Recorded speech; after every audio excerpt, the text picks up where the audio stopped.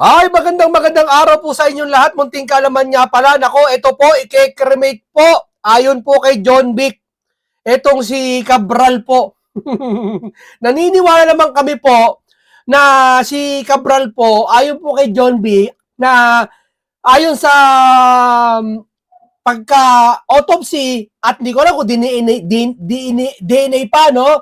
Na si Cabral daw yon, marami daw bali keso sa muka, bali yung ganito, bali yung paa, etc. May mga organ na tinamaan, kaya yun daw sanhi ng pagkamatay niya. Okay naman, naniniwala naman kami, pero ipakita nyo naman sa amin.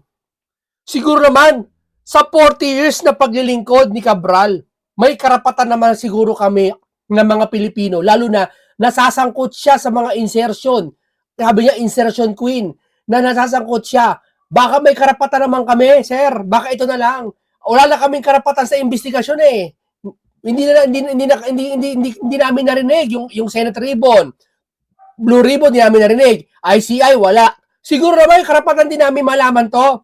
No? Kayo ba, naniniwala ba kayo na ito na nga, matapos pong basuri ang kanyang labi ni Cabral, ay sabi po ni John Vic, ayun daw po si Cabral. Kayo po, naniniwala po ba kayo na ang kinamatay ni Cabral ay tumalon o nalaglag doon sa bangin? Ilagay nyo po ang sagot sa baba at huwag nyo kalimutan syempre mag-subscribe at mag-like para sa ating iba pang mga, lagi kayo updated sa ating mga impormasyon. No? Ngayon, ilagay nyo po sa baba ang sagot nyo. Naniniwala ba kayo? Una, tumalon ba to? Pangalawa, naniniwala ba kayo na si Cabral ay wala na sa mundo? No? O wala na sa Pilipinas? Hindi ko naman sinabing di totoo yung sinasabi, no? Naniniwala naman kami talagang patay na. Kaso nga lang, ipakita nyo po sa amin ng ebidensya, yung mukha man lang. No? Eh kasi sabi niya, ganito balita po, mamaya paparinig ko sa inyo. Tinakpan ng foil, tapos sinuri ng autopsy, tapos i-cremate. parang ano to? Parang yung mga nangyari na sa panahon ni yung sa Bilibid, no? Yung mga high profile, kinremate na hindi natin nakita, nagkasakit daw ng pero bago yan, dumako mo tayo kay Franz Castro. Sabi ng iba, deserve. Ang ingi-ingi mo kasi kay Tatay Digong eh. Franz Castro, makukulong ng 4 to 6 years. Nako, isang taon lang, mainipin na yan. Matapos ibasura ang apela. Makukulong 4 at hanggang 6 na taon si dating ACT Chair Party List Representative Franz Castro matapos pagtibayin ng Court of Appeals ang hatol ng RTC Branch 2, Tagum City laban sa kanya at ang dating bayan muna representative sa Turco Campo kaugnay kasong child abuse. Kasi po ito dati alam ko na convict na po to. Ngayon siguro umapila at ito nga po ang naging resulta. No? Ang sabi ng iba po, bakit daw po tahimik itong si John Vic pagdating kay Castro? Akala ko ba tagasugpo kayo ng mga krimen sa Pilipinas? Nakapagtataka si minsan, pag mga Duterte, nauugnay ang bibilis nyo.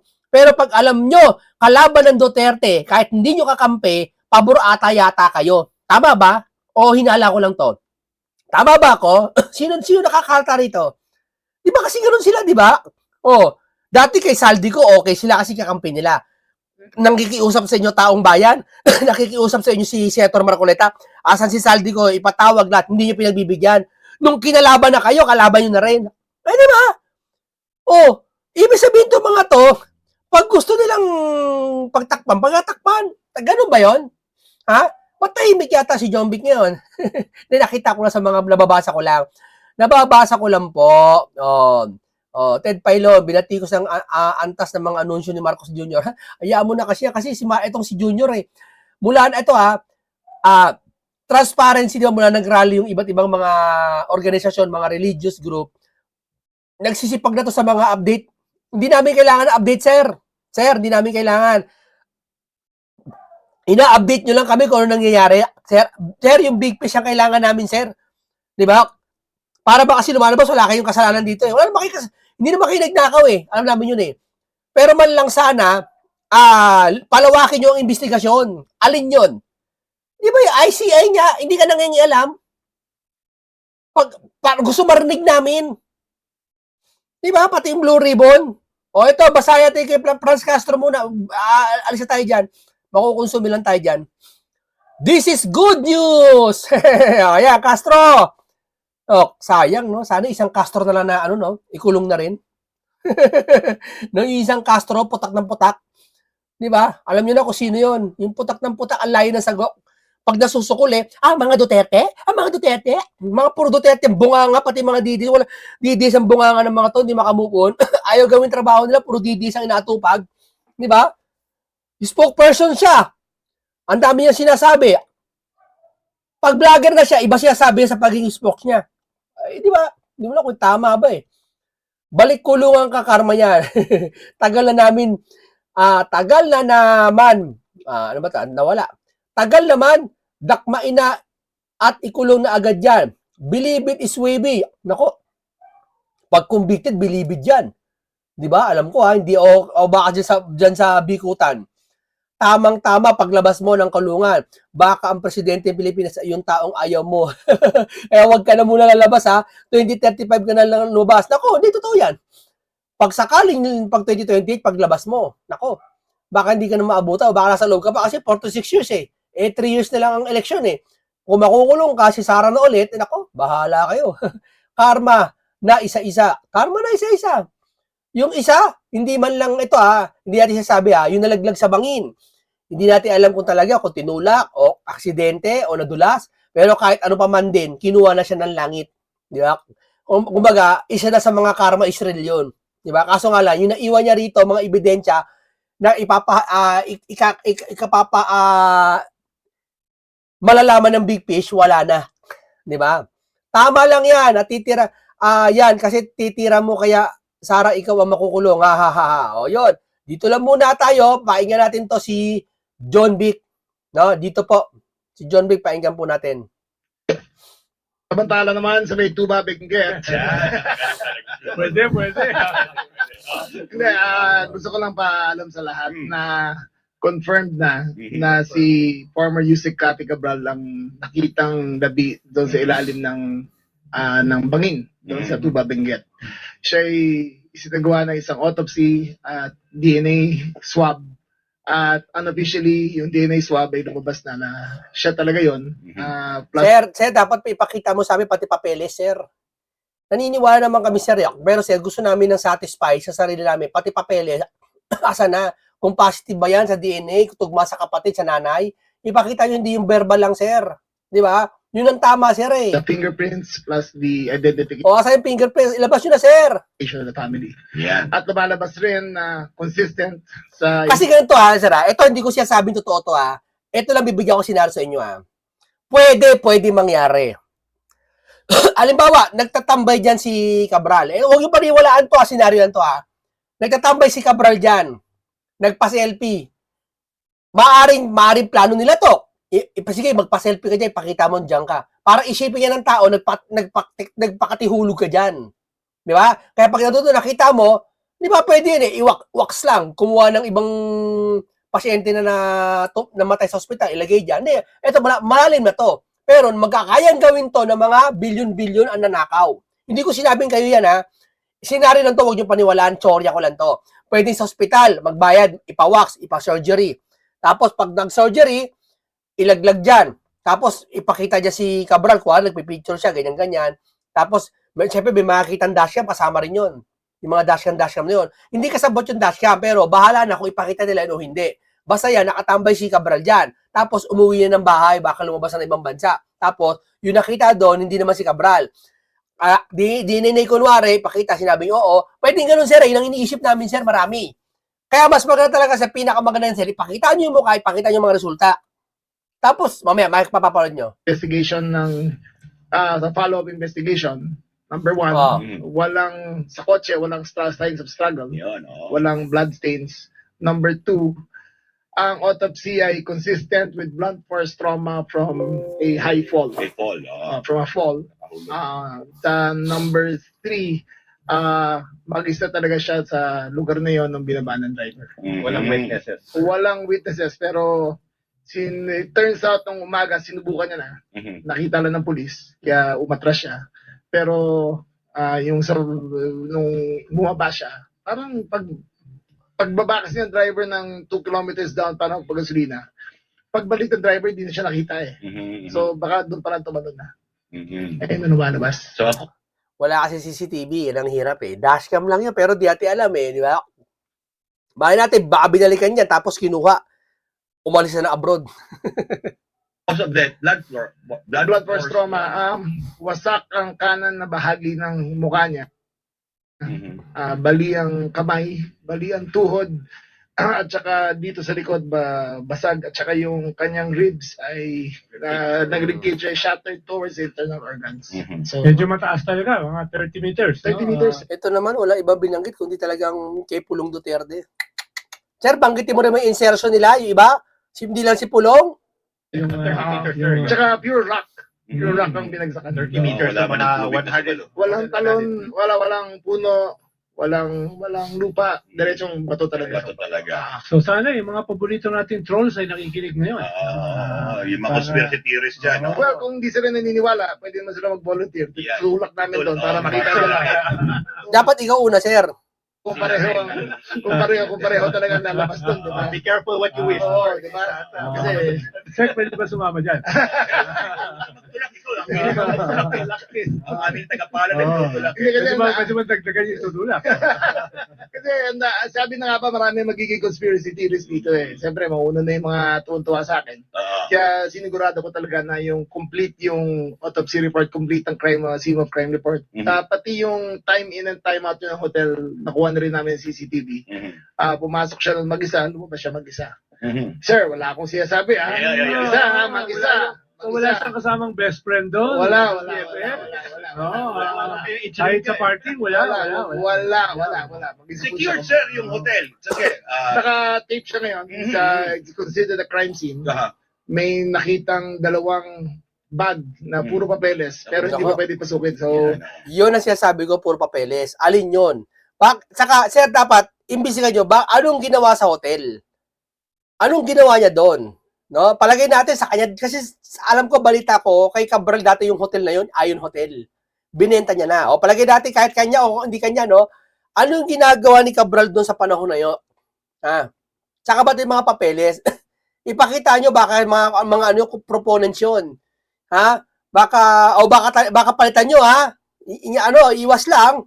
by siguro na yung hapon makukuha na namin yung warrant. Pwede namin makuha yung nasa. para talagang preserve yung crime scene. Kasi ang balita ko nga po, kay inyong sinibak na o nirecommend na isibak, itong mga polis sa Tuba, no? Dahil hindi nila tinrato na crime scene. Oo eh.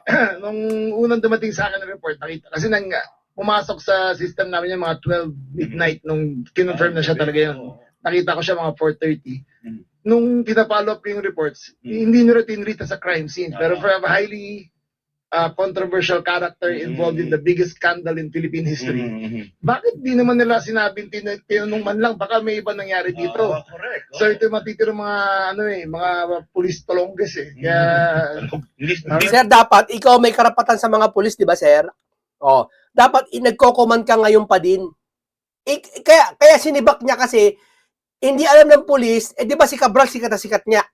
Gusto nilang palitawin dito ni John Vic, sikat na sikat si Cabral ngayon, hindi man lang alam ng mga pulis na si Cabral na yon.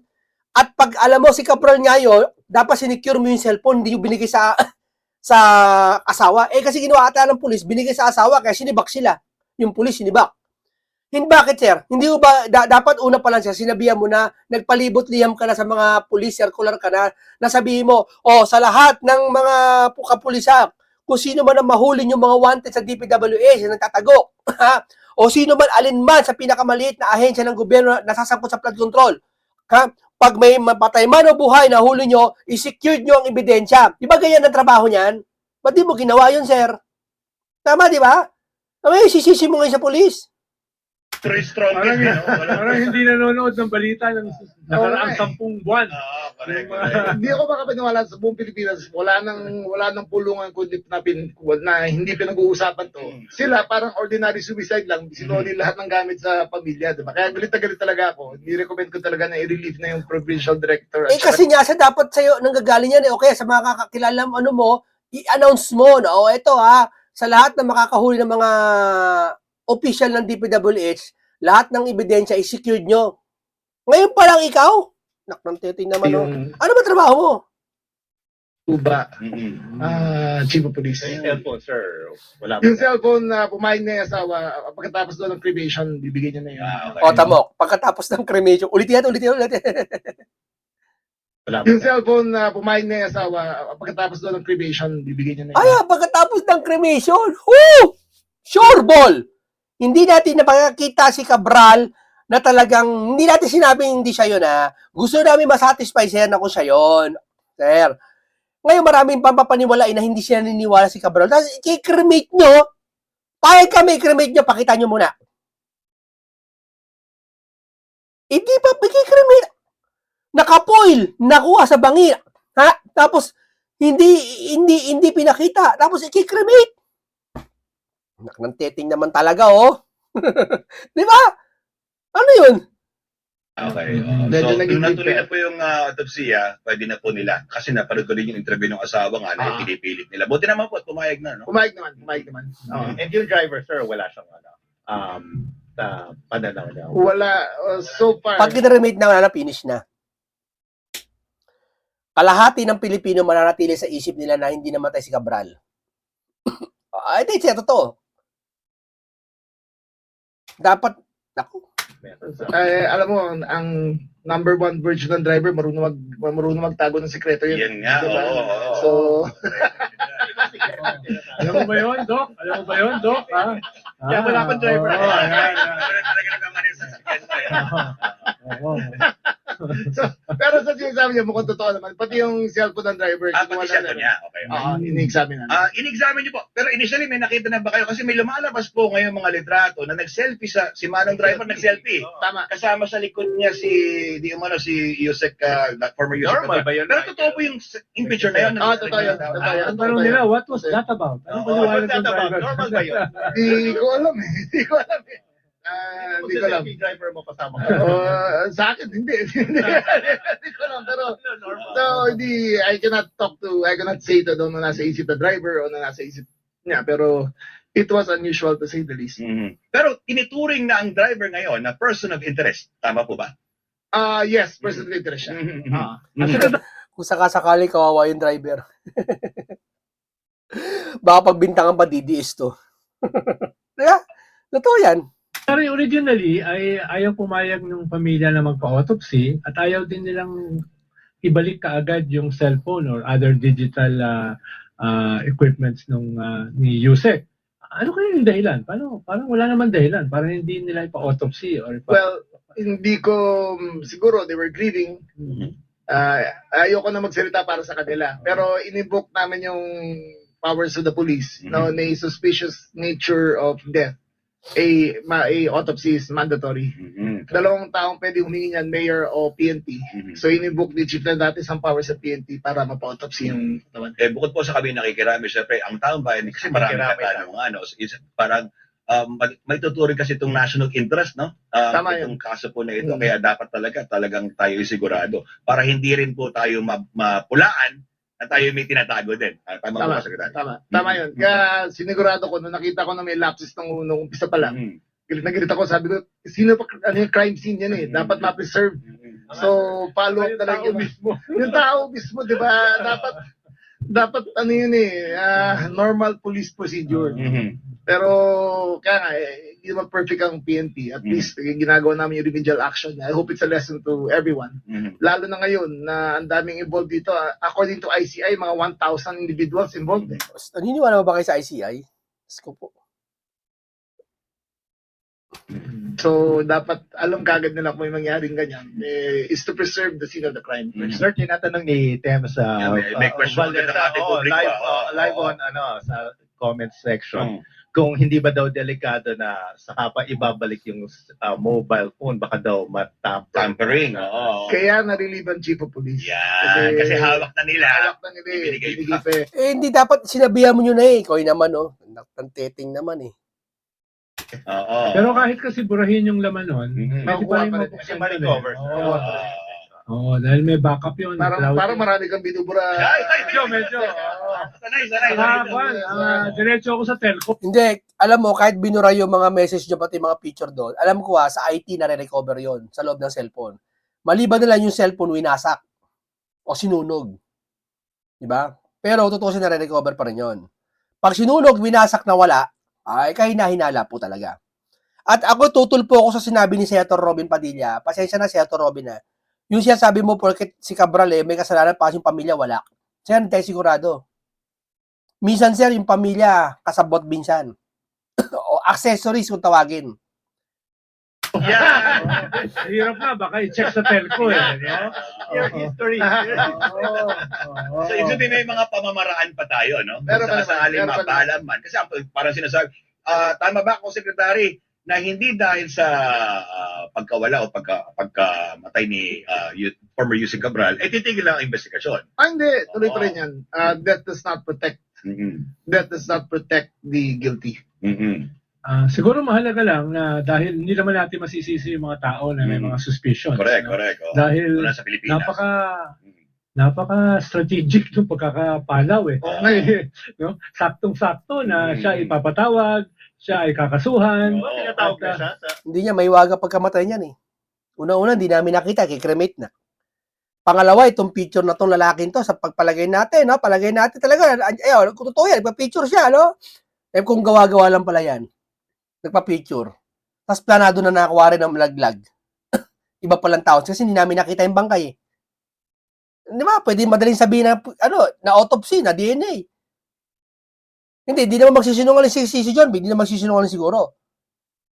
Paano kasama sa plano to? Bilyon-bilyon pinag-uusapan dito, sir.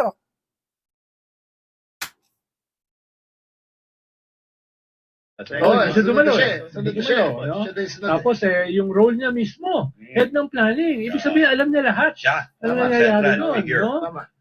Mismo yung dalawang senador, sinabi na nung sila ay senador pa, Oo. ay hiningihan sila Oo. ng project. Yung kapapasok lang. Oo, Kaupo lang si itong- Senator Tito Soto at si Hiningihan sila Panfilo. ni Yusek Cabral Mhm. para magpasok sa NEP. Mhm. Hindi after the NEP, before the NEP, no? At hundreds of millions, Mhm. no? Tumanggi lang sila. Mhm. Kaya talagang mahalaga ito. Dati, galit na galit kayo sa pulahan, kay Marcos. Ngayon, kapit na kapit kayo kay Marcos. Hindi nyo masilip kay Sandro. May insertion din naman, di ba? Sabi sa balita.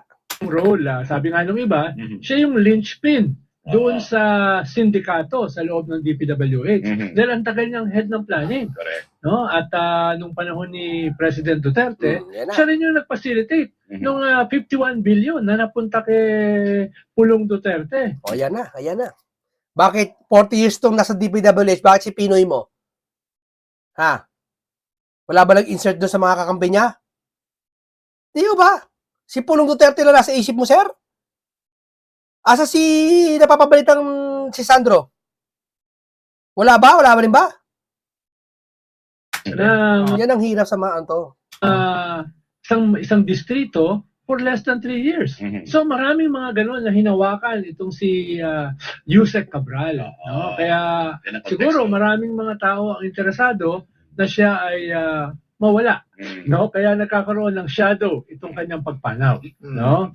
Ayun rin ang nakita ko na umpisa pa lang, alam ko na magkakaroon ng conspiracy theory. Yeah. Lalong-lalo na yung mga fans mo. Yan. Sila mauna dyan, di ba? Mga manilikot na utak. Yan, oo. Kaya sinabi ko, there's no other way to confront a conspiracy except to present the truth. Correct. Mm. Oo. Pero linawin ko lang, Sec, John B. Kasi, siyempre, tinitingnan ko yung mga sa mga post din na yan, yung mga fans nga ni Sec Liabas, no?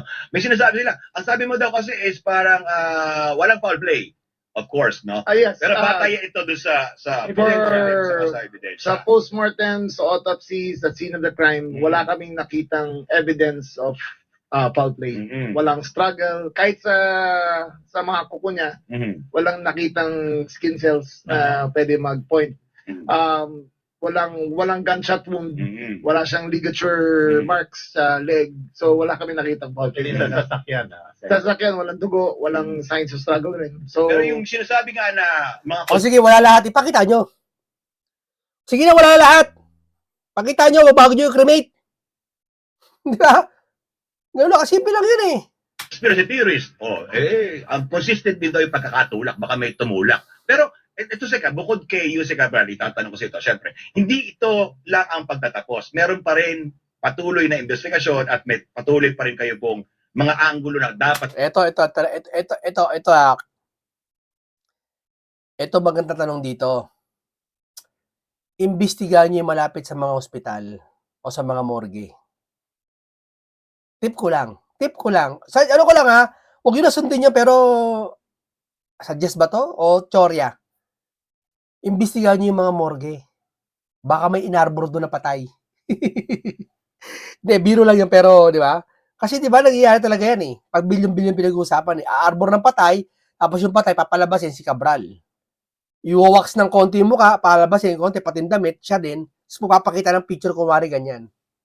Tsore lang yun ha, tsore yan. Hindi totoo yan. Pero, malay nyo, isa ako sa mga, isa kayo sa mga kalikutan ng isip tulad ko. Pang hukayin para i-put to rest nga kung sakasakali na may katagpo daw siya. Ang dami ko nakikita. May Wala. katagpo, yung driver, baka ako. Hindi. Ganun po ba? Tinignan namin ng CCTV ng pagpasok ng hotel at paglabas Mhm. at sa floor niya. Wala naman talagang dumating eh. Mhm. Tsaka sandali lang siya ron, may 1 oras lang. Tapos bumaba rin. Sabi sa driver niya, baba tayo ulit. Sir, yung si Cabral, sir, ikaw na mismo nagsabi, yan ay sikat na sikat ngayon dahil na controversial. Hindi ba kayo naghihinala ba't pumunta sa hotel yan? Ng ilang oras lang? Hindi ba kayo nagtataka? Huwag nyo lalangin lang yung sitwasyon na yan. Mhm. Tsaka nang umaga. Para pag nangyayari, pinapagaan nyo yung salita nyo eh. Pinapagaan nyo yung sitwasyon eh. Pumasok na sa hotel yan, 1 oras lang. Anong ganon? Sir, hindi. Sa amin, mahalaga yun, sir. Kahit minuto lang. Kahit kayo na, hinala talaga kasi oras lang. Okay, sana kung magdamag eh. Ibig sabihin, nagpahinga eh. Yung oras lang. Baka may katagpo naman, sir. May katransaksyon na politiko doon. Alamin nyo rin yun, sir. Nung 8 o'clock yung packet sila, tumigil sila sa very same spot Mhm. at tumayo siya sa edge kung saan siya nahulog. Yung litrato, nakita natin. Oo, tumayo na siya ron eh. Mhm. Nakita sila ng pulis, sabi ng pulis bawal dyan. Ah, ah. Kaya sumakay na siya ng kotse, tapos sumakita sila. Mhm. Kaya doon pala nung umaga, baka may balak na talaga. Ah. Tinitingnan yung Oo, terrain. pero alam ko, tingin ko, sanay siya ron kasi yung lahat ng rock netting, Mhm. ando doon banda. Ay, oo nga pala, Doon yung controversial rock din yung rock netting na yan, ano? Yung isa pang, Congressman Eric Yap yata ang ayun pa, meron, tama, no? sec, Hmm. nakita kasi namin yung Ion Hotel, kung saan siya Yan, tumira, sige, oh. ay pag-aari ni Yusek Cabral. Yung Hanggang- hotel mismo. Yung hotel Oo. mismo, Oh. hanggang 2025. Mhm. Pero binenta niya ng 2025 sa isang nangangalang Eric Yap. Sinong Eric Yap na yun? Yung ba yung congressman? Na nasasangkot sa mga ayon kay Gutesa, nag-deliveran? Yung ba yun? Sir, sagutin nyo, hindi huwag yung nagngangalang Eric Yap. Sinong Eric Yap? Tao ba yan? Politiko ba yan? O private citizen? Oh, Aba? oh, yun ako. Ba, the plot thickens, Talaga ha? naman po ito. Plot is Isip-isip, oo. Oo. Oh, sige, ibig sabihin, Parang nagbenta lang ng sapatos, no? at yung mismo tinuluyan niya, sa tanongin na natin, yung mga Ang yaman na, may hotel sangkot na maaring sangkot, ito ba may tinitignan din kayo na maaring may anggulo nga na bahagi ito ng pag-iisip actually ni Jose Cabral kung bakit siya na-pressure, no? May mga ganyan po ba? Kaya nang hindi ko naman sasagot yan, di ba? Okay, hanggang dito lang po muna tayo. Kayo na po sumagot kung ito ba ay palabas lang lahat, buhay pa ba? Kasi ikikremate daw sabi. Di ba? Hindi naman sinabi ni John B na ikikremate niya, papakremate niya. Yung siya nagsabi na ikikremate daw ata ng kamag-anak pagkatapos na ata ng investigasyon na to. Hindi ko alam narinig nyo kayo na cremation. Okay, paalam sa inyong lahat.